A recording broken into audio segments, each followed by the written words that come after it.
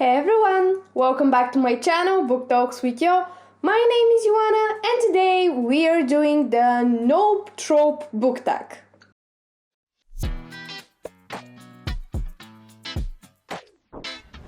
So today I decided to do another book tag video because I genuinely find them fun to do.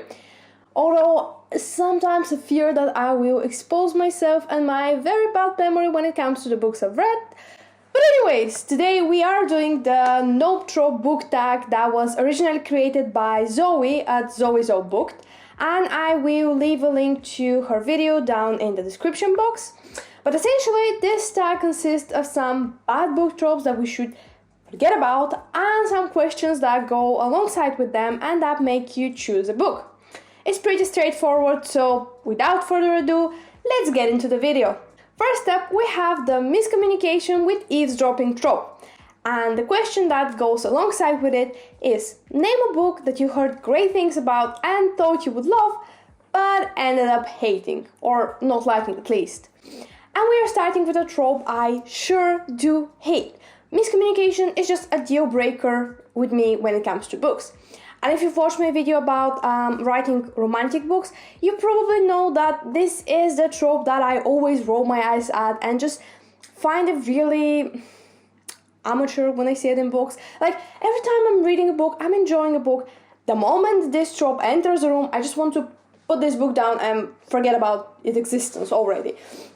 It's just, I hate it when authors depend on this trope to move their story forward because it just feels overused and not really realistic. But when it comes to the question, I feel like this is one that really exposes me, and I feel like this is a very unpopular opinion because many people actually love this book, but this is my plain Jane.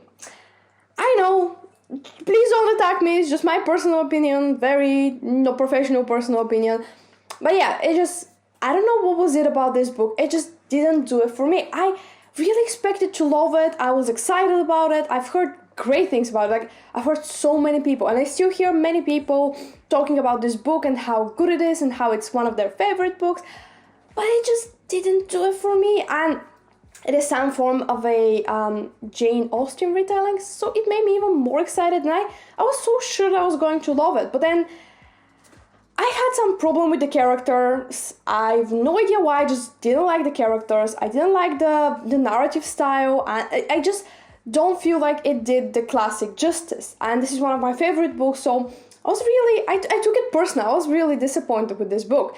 And the thing is that I've read it like 4 years ago, so I might need to reread it again to be sure that this is my opinion. But yeah, at that time, I just didn't like it. And I still want to give my Lady Jane a chance because I've heard many people say that it's even better than that one that I didn't like.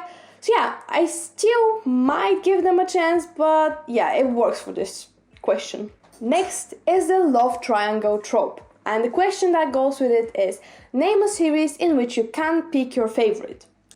Well, the thing with this trope is that I don't necessarily hate it. Like, I dislike it now because it's rather overused and we've seen it a million times, but I don't hate that trope as much as the other ones.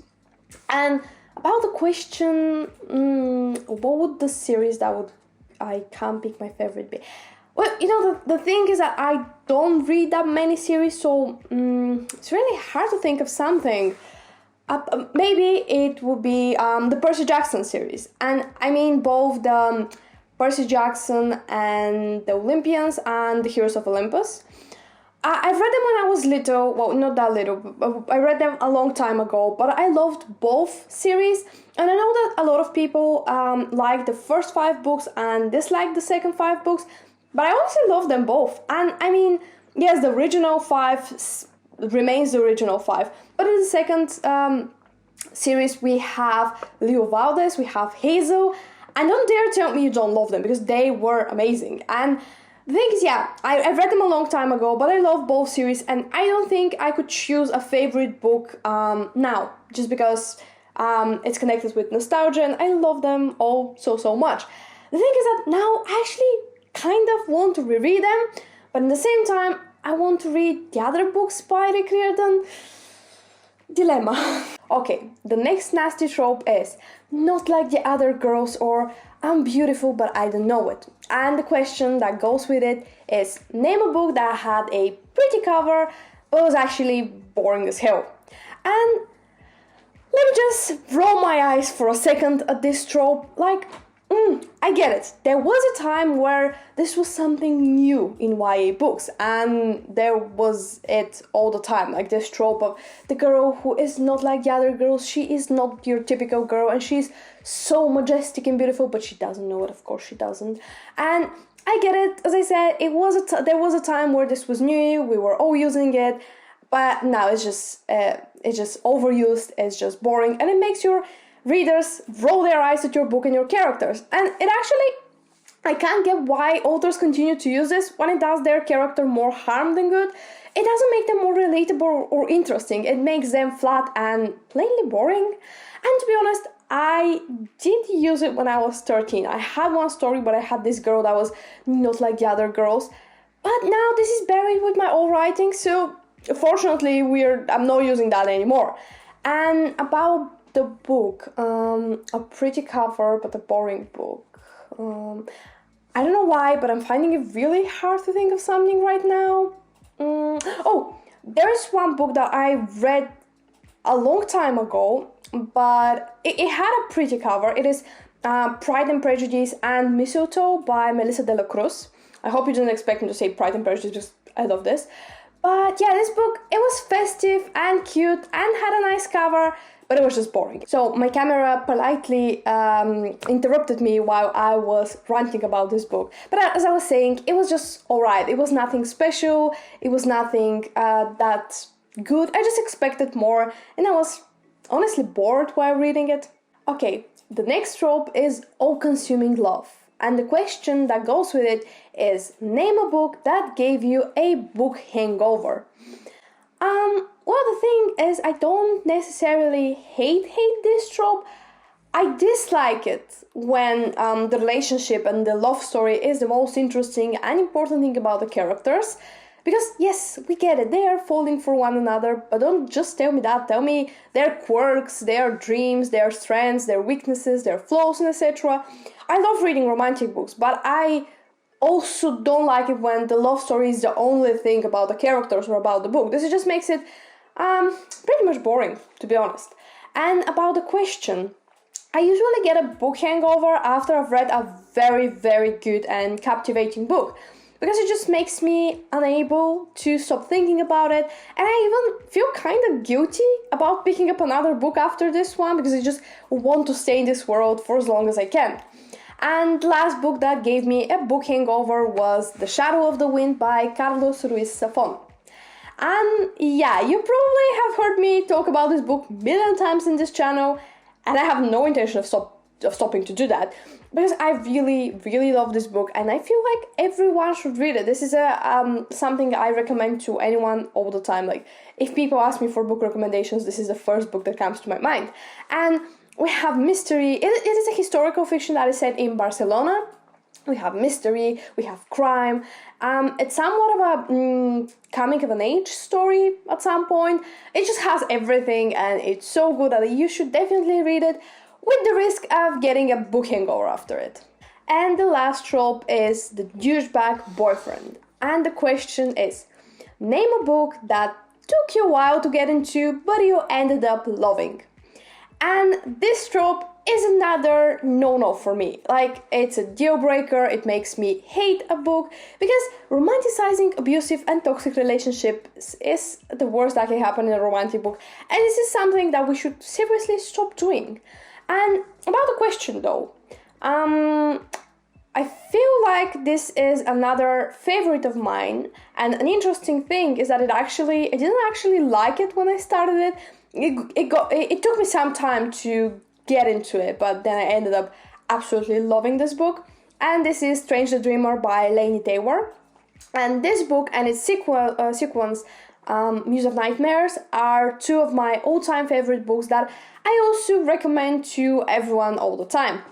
But the thing is that when I started reading Strange the Dreamer, I was kind of confused, and by the third chapter, I feel like by the third or fourth chapter, I was just confused, and I was on the point, I was on the verge of just DNFing this book and saying that it was not for me. But then it just engrossed me and totally consumed all my time and energy, and I couldn't stop reading this until I finished both books. And then since then, I've been unable to stop talking about them and praising them. So yeah, this is the book that answers this question for me. And the last prompt is, tell us about your favorite and least favorite tropes. And about favorites, it really depends on the genre. I feel like when it comes to historical fiction, for example, I really like the trope of marriage of convenience. You know, when two people are forced to get married for some other reason than love, but end up falling for each other in the end and falling in love. And I'm currently reading a Regency romance with this trope, and what can I say? I'm just a sucker for it. It just has a special place in my heart.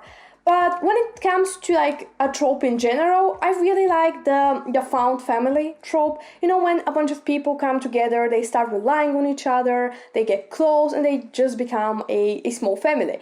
I absolutely love this, and I feel like I should read more books with this trope.